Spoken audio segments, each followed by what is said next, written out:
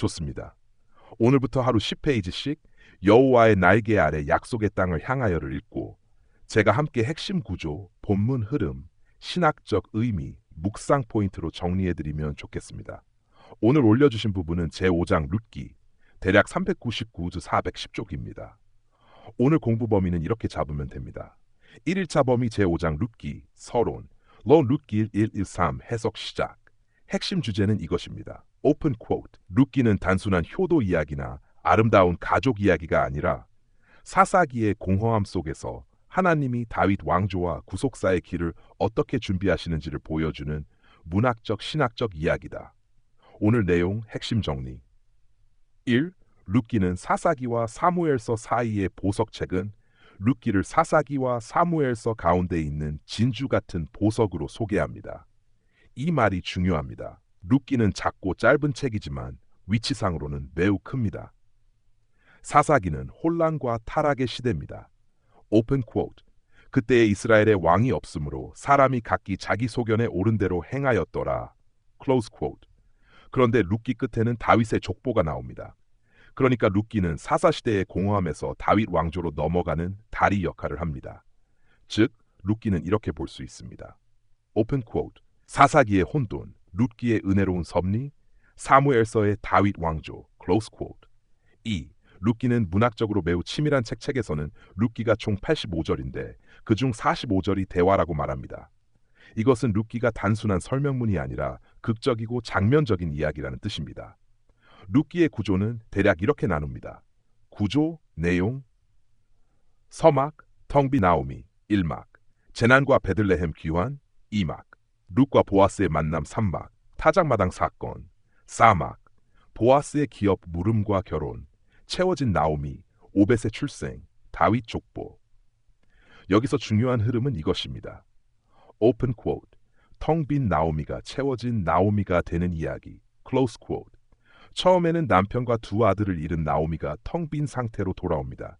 하지만 마지막에는 오벳을 품에 안고 다윗의 족보로 이어지는 회복의 자리에 서게 됩니다. 한섬, 반복되는 핵심 단어가 주제를 이끈다.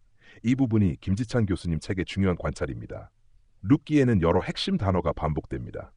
대표적으로 핵심 단어 의미, 미미, 아기, 생명, 미래, 회복, 헤세드, 언약적 사랑, 함께 있다, 붙었다, 관계와 신실함, 돌아복, 귀환, 비다, 상실, 공허, 기업 물을 자, 회복자, 구속자, 유현숙한 하나님의 섭리 속 인물, 날개, 보호, 피난처. 특히 오늘 범위에서 중요한 단어는 비다와 돌아오다입니다.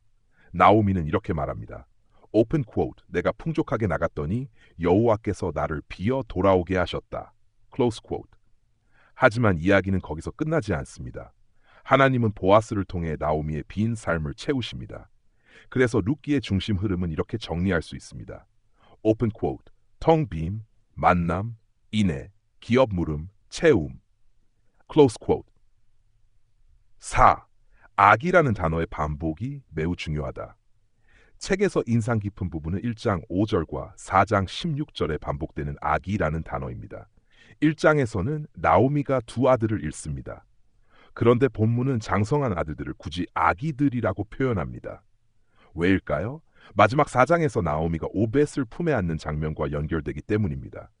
처음에는 두 아기를 잃은 나오미가 마지막에는 한 아기 오벳을 품에 안습니다. 이것은 단순한 감동 장면이 아니라 신학적 메시지입니다. 오픈 쿼트. 하나님은 상실한 자를 버려두지 않으시고 자기 백성의 빈 삶을 구속사의 생명으로 채우신다. 클로즈 쿼트.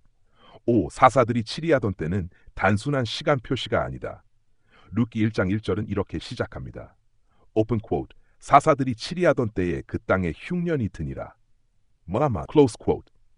책은 여기서 중요한 해석 원칙을 제시합니다. 이 구절을 단순히 옛날 어느 때의 정도로 보면 안 된다는 것입니다. 사사들이 치리하던 때는 룻기 전체를 읽는 역사적 신학적 배경입니다. 사사시대는 영적 혼란과 공허의 시대입니다. 그 시대에 흉년이 들었다는 것은 단순히 날씨나 경제 문제가 아니라 하나님의 백성 공동체가 처한 공허함을 암시합니다. 하지만 책은 조심합니다.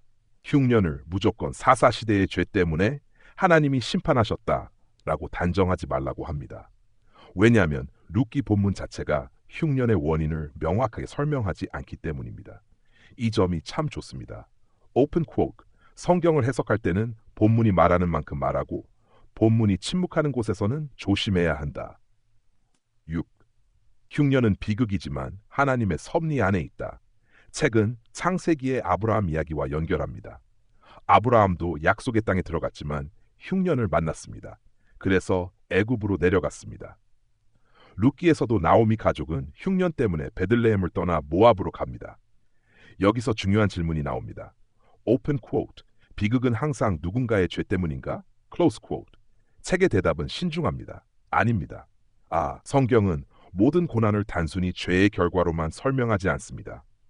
오히려 룻기는 이렇게 보여줍니다. 오픈 쿼트. 비극 속에서도 하나님은 자기 백성을 위한 더 큰 섭리를 이루신다. 클로즈 쿼트. 흉년은 분명 고통입니다. 남편과 아들의 죽음은 분명 비극입니다.